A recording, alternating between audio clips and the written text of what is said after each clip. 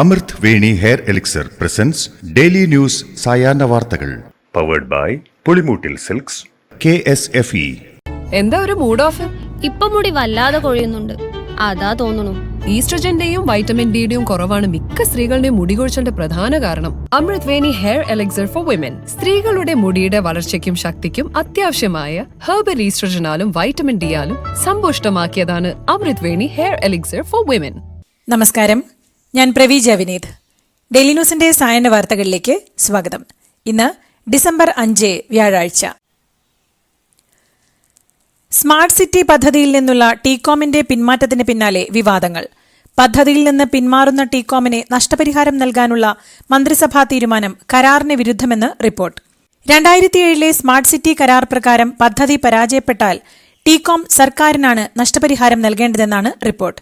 ടീകോമിന് സർക്കാർ ഒരു നഷ്ടപരിഹാരവും നൽകേണ്ടതില്ലെന്ന് കരാർ ഒപ്പിട്ടപ്പോൾ മുഖ്യമന്ത്രിയായിരുന്ന VS അച്യുതാനന്ദന്റെ IT ഉപദേഷ്ടാവ് ജോസഫ് C. മാത്യുവും പ്രതികരിച്ചു. ടീകോമിന് നഷ്ടപരിഹാരം നൽകാനുള്ള നീക്കത്തിൽ ദുരൂഹത ആരോപിച്ച് പ്രതിപക്ഷ നേതാവ് VD സതീശൻ 246 ഏക്കർ ഭൂമി സ്വന്തക്കാർക്ക് നൽകാനുള്ള നീക്കമാണ് ഇതിന് പിന്നിലെന്നും പ്രതിപക്ഷ നേതാവ് ആരോപിച്ചു.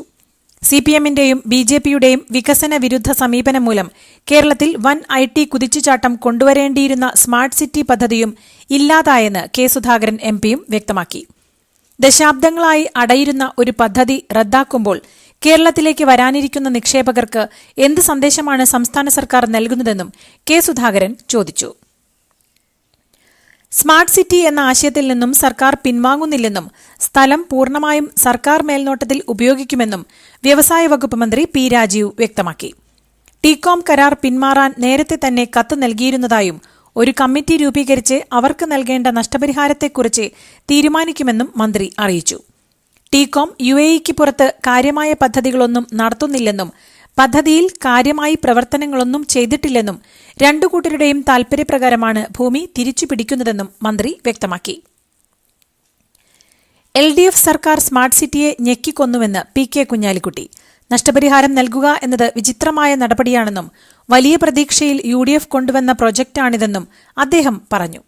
നഷ്ടപരിഹാരം നൽകുന്നതോടെ പരാജയം പൂർണ്ണമായി എന്നും അദ്ദേഹം കൂട്ടിച്ചേർത്തു. ടീകോമിന് നഷ്ടപരിഹാരം നൽകാനുള്ള നീക്കം അഴിമതിയാണെന്ന് മുതിർന്ന കോൺഗ്രസ് നേതാവും മുൻ പ്രതിപക്ഷ നേതാവുമായ രമേശ് ചെന്നിത്തലയും പറഞ്ഞു. ടീകോം വാഗ്ദാന ലംഘനം നടത്തിയ കമ്പനിയാണ്, അതിനാൽ ടീകോം ആണ് നഷ്ടപരിഹാരം നൽകേണ്ടതെന്നും രമേശ് ചെന്നിത്തല പറഞ്ഞു. കേരള ചരിത്രത്തിലെ ഒരു പ്രധാന രാഷ്ട്രീയ അഴിമതിയുടെ സ്മാരകമാണ് മരണാസന്നമായ കൊച്ചി സ്മാർട്ട് സിറ്റി പദ്ധതിയെന്ന് ചെറിയാൻ ഫിലിപ്പ്. പ്രവർത്തനം നിലച്ചുകൊണ്ടിരുന്ന കൊച്ചി സ്മാർട്ട് സിറ്റിയെ സർക്കാർ അധീനതയിലാക്കാനുള്ള മന്ത്രിസഭാ തീരുമാനം പ്രായോഗികമല്ലെന്നും 84% ഓഹരിയുള്ള ദുബായ് കമ്പനിക്ക് ഭീമമായ നഷ്ടപരിഹാരം നൽകിയാൽ മാത്രമേ സർക്കാർ നൽകിയ ഭൂമി തിരിച്ചെടുക്കാനാവൂ എന്നും അദ്ദേഹം പറഞ്ഞു.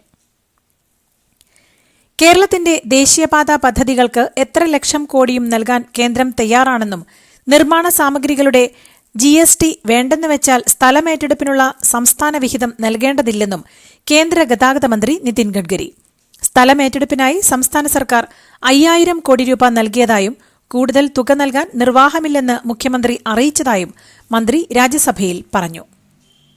കണ്ണൂർ മുൻ ADM നവീൻ ബാബുവിന്റെ മരണത്തിൽ CBI അന്വേഷണം വേണ്ടെന്ന് സംസ്ഥാന സർക്കാർ. നവീൻ ബാബുവിന്റെ ഭാര്യ നൽകിയ ഹർജി നാളെയാണ് ഹൈക്കോടതി പരിഗണിക്കുന്നത്. സർക്കാർ തീരുമാനം ഹൈക്കോടതിയെ നാളെ അറിയിക്കും. പോലീസ് അന്വേഷണം ശരിയായ ദിശയിലാണെന്നും കുടുംബത്തിന്റെ എല്ലാ ആശങ്കകളും പരിശോധിക്കുമെന്നും കൊലപാതകം എന്ന ആരോപണത്തിലും അന്വേഷണം നടത്തുമെന്നും സർക്കാർ പറയുന്നു. CPMും നവീൻ ബാബുവിന്റെ മരണത്തിൽ CBI അന്വേഷണം വേണ്ടെന്ന നിലപാടിലായിരുന്നു. സംസ്ഥാന ശിശുക്ഷേമ സമിതിയിലെ മുഴുവൻ കുഞ്ഞുങ്ങൾക്കും അടിയന്തര മെഡിക്കൽ പരിശോധനയ്ക്ക് പ്രത്യേക മെഡിക്കൽ ടീമിനെ നിയോഗിക്കണമെന്നാവശ്യപ്പെട്ട് ജില്ലാ ശിശുക്ഷേമ സമിതി DMOക്ക് ഇന്ന് കത്ത് നൽകും. 2.5 വയസ്സുകാരിയെ ജനനേന്ദ്രിയത്തിൽ മുറിവേൽപ്പിച്ച സംഭവത്തിന്റെയും കൂടുതൽ കുഞ്ഞുങ്ങളെ മർദ്ദിക്കാറുണ്ടെന്ന് മുൻ ആയ വെളിപ്പെടുത്തിയതിന്റെയും അടിസ്ഥാനത്തിലാണ് നടപടി. പ്രത്യേക സംഘത്തിൽ മാനസികാരോഗ്യ വിദഗ്ധരും ഉണ്ടാകും.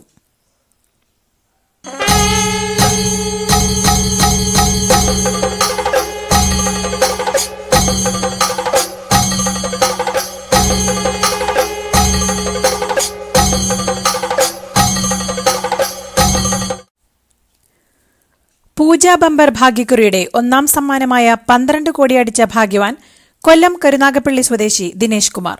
കൊല്ലത്തെ ജയകുമാർ ലോട്ടറീസിൽ നിന്ന് എടുത്ത 10 ടിക്കറ്റുകളിൽ ഒന്നിനാണ് ഒന്നാം സമ്മാനം. കരുനാഗപ്പള്ളിയിൽ ഫാം ബിസിനസ് നടത്തുന്നയാളാണ് ദിനേശ് എന്നും ജയകുമാർ ലോട്ടറി സെന്ററിലുള്ളവർ പറഞ്ഞു. ആത്മകഥ എഴുതിക്കൊണ്ടിരിക്കുകയാണെന്നും ഇതുവരെയുള്ള അധ്യായം ഡിസംബറിൽ പൂർത്തിയാവുമെന്നും ഡിസംബറിന് ശേഷമുള്ളത് പിന്നീട് എഴുതുമെന്നും പാർട്ടിയുടെ അനുവാദം കിട്ടിയതിനുശേഷം പ്രസിദ്ധീകരിക്കുമെന്നും CPM കേന്ദ്ര കമ്മിറ്റി അംഗം EP ജയരാജൻ. എന്നാൽ ആത്മകഥയുടെ പേര് പരിപ്പുവടയും കട്ടൻചായയും എന്നായിരിക്കില്ലെന്നും തന്നെ പരിഹസിക്കാനായി മാധ്യമരംഗത്തുള്ളവർ ഇത് ഉപയോഗിച്ചുകൊണ്ടിരിക്കുകയാണെന്നും അദ്ദേഹം പറഞ്ഞു. കാസർഗോഡ് പൂച്ചക്കാട്ടെ പ്രവാസി വ്യവസായി അബ്ദുൽ ഗഫൂറിന്റെ മരണം കൊലപാതകമാണെന്ന് തെളിഞ്ഞു. മന്ത്രവാദിനിയായ യുവതി ഉൾപ്പെടെ 4 പേരെ പോലീസ് അറസ്റ്റ് ചെയ്തു. കുളിക്കുന്ന സ്വദേശിനി ജിന്നുമ്മ എന്ന ഷമീമ, ഇവരുടെ ഭർത്താവ് ഉമൈസ്, പൂച്ചക്കാട് സ്വദേശിനി അസ്നിഫ, മധൂർ സ്വദേശി ആയിഷ എന്നിവരാണ് അറസ്റ്റിലായത്. സ്വർണം ഇരട്ടിപ്പിച്ച് നൽകാമെന്ന് പറഞ്ഞ് അബ്ദുൽ ഗഫൂറിന്റെ വീട്ടിൽ വെച്ച് പ്രതികൾ മന്ത്രവാദം നടത്തിയെന്ന് പോലീസ് കണ്ടെത്തി. 596 പവൻ സ്വർണമാണ് മന്ത്രവാദ സംഘം തട്ടിയത്. ആലപ്പുഴ കളർക്കോട് KSRTC ബസും കാറും കൂട്ടിയിടിച്ച് 5 MBBS വിദ്യാർത്ഥികൾ മരിച്ച സംഭവവുമായി ബന്ധപ്പെട്ട് കോടതിയിൽ നൽകിയ റിപ്പോർട്ടിൽ വാഹനം ഓടിച്ച ഗൌരി ശങ്കറെ പ്രതി ചേർക്കണമെന്ന് പോലീസ് ആവശ്യപ്പെട്ടു. പ്രാഥമിക വിവരങ്ങളുടെ അടിസ്ഥാനത്തിൽ ആദ്യം KSRTC ഡ്രൈവറെ പ്രതിയാക്കിയാണ് FIR രജിസ്റ്റർ ചെയ്തതെന്നും റിപ്പോർട്ടിലുണ്ട്. ആലപ്പുഴ കളർക്കോട് 5 മെഡിക്കൽ വിദ്യാർത്ഥികളുടെ മരണത്തിനിടയാക്കിയ വാഹനത്തിന്റെ ഉടമ ഷാമിൽ ഖാൻ വിദ്യാർത്ഥിയിൽ നിന്ന് ലൈസൻസ് വാങ്ങിയത് അപകടശേഷമെന്ന് വിവരം. അപകടത്തിൽ മരിച്ച അബ്ദുൾ ജബ്ബാറിന്റെ ലൈസൻസാണ് കാറുടമ സഹോദരനിൽ നിന്ന് വാങ്ങിയത്. വിദ്യാർത്ഥികൾക്ക് ലൈസൻസ് ഉണ്ടോയെന്ന് പരിശോധിക്കാതെയാണ് ഷാമിൽ ഖാൻ വാഹനം നൽകിയതെന്ന ആക്ഷേപവും ഉയരുന്നുണ്ട്. ആലപ്പുഴയിലെ അപകടത്തിനിടയാക്കിയ കാറുടമ ഷാമിൽ ഖാൻ ഗൂഗിൾ പേ വഴി പണം വാങ്ങിയതായി പോലീസ് കണ്ടെത്തിയെന്ന് ആലപ്പുഴ RTO ദിലു കെ വ്യക്തമാക്കി. എന്നാൽ റെന്റ് ക്യാബിനുള്ള ലൈസൻസ് വാഹനോടമയ്ക്ക് ഇല്ല.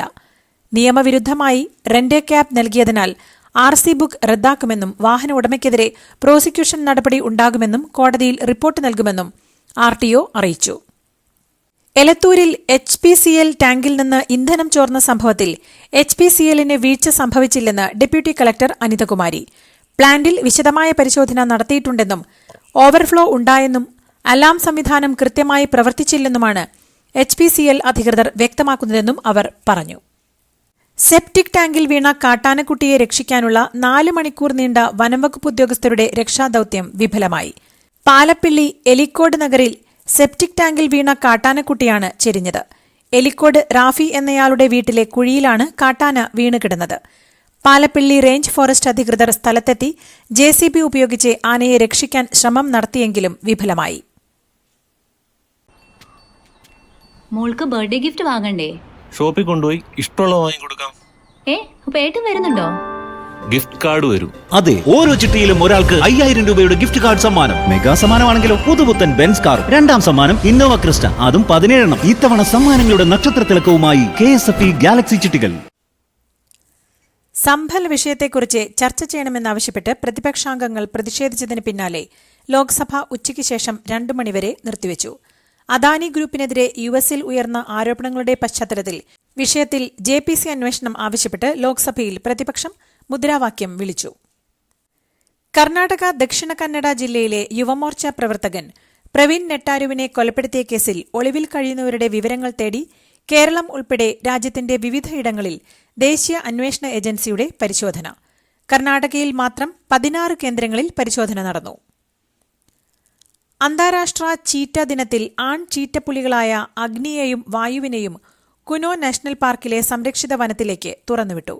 മുതിർന്ന വന്യജീവി ഉദ്യോഗസ്ഥരുടെ മേൽനോട്ടത്തിൽ എല്ലാ തരത്തിലുമുള്ള സുരക്ഷാ നടപടികളും ഉറപ്പാക്കിക്കൊണ്ടാണ് പുതിയ പരിസ്ഥിതിയിലേക്ക് അവരെ മാറ്റിയത്. ഇതിനായുള്ള ഒരുക്കങ്ങൾ ദിവസങ്ങൾക്ക് മുൻപ് തന്നെ ആരംഭിച്ചിരുന്നുവെന്ന് കുനോയിലെ അധികൃതർ പറഞ്ഞു. മെട്രോ ട്രെയിനിന്റെ സിഗ്നലിംഗ് കേബിളുകൾ കാണാതായതിനാൽ ദില്ലി മെട്രോ സർവീസിലെ ബ്ലൂ ലൈനിൽ നിരവധി സർവീസുകൾ വൈകി. വ്യാഴാഴ്ചയാണ് സംഭവം. ദ്വാരക സെക്ടർ 21 മുതൽ നോയിഡ ഇലക്ട്രോണിക് സിറ്റി വൈശാഖിലേക്കുള്ള സർവീസുകളാണ് വൈകിയത്. സാമൂഹ്യവിരുദ്ധരാണ് സംഭവത്തിന് പിന്നിലെന്നാണ് പ്രാഥമിക അന്വേഷണത്തിൽ വ്യക്തമായിട്ടുള്ളത്. ഇതിന് പിന്നാലെ ട്രെയിനുകൾ വളരെ നിയന്ത്രിതമായ വേഗതയിൽ സഞ്ചരിക്കേണ്ടതായി വരികയായിരുന്നുവെന്നാണ് DMRC വിശദമാക്കുന്നത്. ലോകത്തിലെ ഏറ്റവും മോശം എയർലൈനുകളുടെ പട്ടികയിൽ ഇടം നേടി ഇൻഡിഗോ. രാജ്യത്തെ ബജറ്റ് എയർലൈനായ ഇൻഡിഗോ പട്ടികയിൽ 103-ാം സ്ഥാനത്താണ്. എയർ ഹെൽപ്പ് ഇൻകോർപ്പറേറ്റ് ആണ് 2024 ഏറ്റവും മോശം എയർലൈനുകളുടെ പട്ടിക പുറത്തുവിട്ടത്. അതേസമയം ഈ റിപ്പോർട്ട് പൂർണ്ണമായും തള്ളിയിരിക്കുകയാണ് ഇൻഡിഗോ. ബംഗ്ലാദേശ് ഇടക്കാല പ്രധാനമന്ത്രി മുഹമ്മദ് യൂനൂസിനെതിരെ കടുത്ത വിമർശനമുയർത്തി ബംഗ്ലാദേശ് മുൻ പ്രധാനമന്ത്രി ഷെയ്ഖ് ഹസീന. ന്യൂയോർക്കിൽ നടന്ന ഒരു പരിപാടിയിലാണ് ഷെയ്ഖ് ഹസീന സംസാരിച്ചത്. മുഹമ്മദ് യൂനൂസ് വംശഹത്യ നടത്തുകയാണെന്നും ഹിന്ദുക്കൾ ഉൾപ്പെടെയുള്ള ന്യൂനപക്ഷങ്ങളെ സംരക്ഷിക്കുന്നതിൽ യൂനൂസ് പരാജയപ്പെട്ടെന്നും ഹസീന ആരോപിച്ചു. പിതാവ് ഷെയ്ഖ് മുജീബുർ റഹ്മാനെ പോലെ തന്നെയും സഹോദരി ഷെയ്ഖ് രഹനയെയും വധിക്കാൻ പദ്ധതിയിട്ടിരുന്നതായും ഹസീന വ്യക്തമാക്കി. ഉപഗ്രഹത്തിലെ സാങ്കേതിക പ്രശ്നം കാരണം മാറ്റിവെച്ച പ്രോബ 3ന്റെ വിക്ഷേപണം ഇന്ന് നടക്കും. ശ്രീഹരിക്കോട്ടയിലെ സതീഷ് ധവാൻ സ്പേസ് സ്റ്റേഷനിൽ വൈകുന്നേരം 4:04 വിക്ഷേപണം.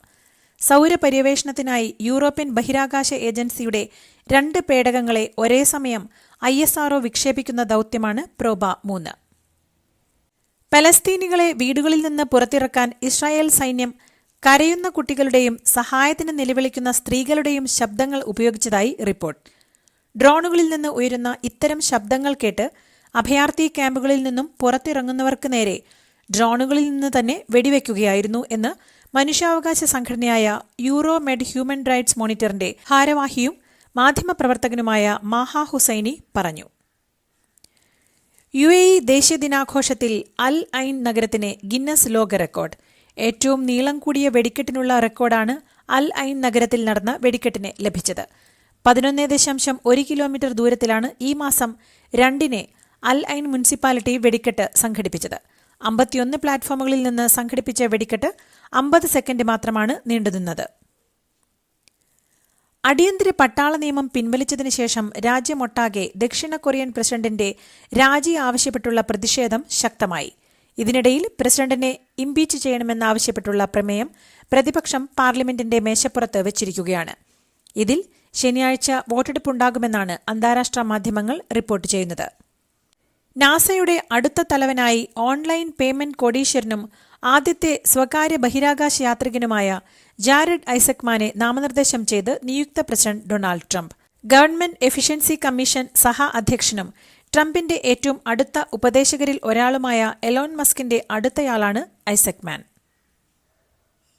ഇതോടുകൂടി ഇന്നത്തെ ഡെയിലി ന്യൂസ് സായന വാർത്തകൾ സമാപിക്കുന്നു. ഡെയിലി ന്യൂസിനു വേണ്ടി വാർത്തകൾ വായിച്ചത് പ്രവീജ വിനീത്. DailyNewsLive.in വാർത്തകൾ വിരൽ തുമ്പിൽ.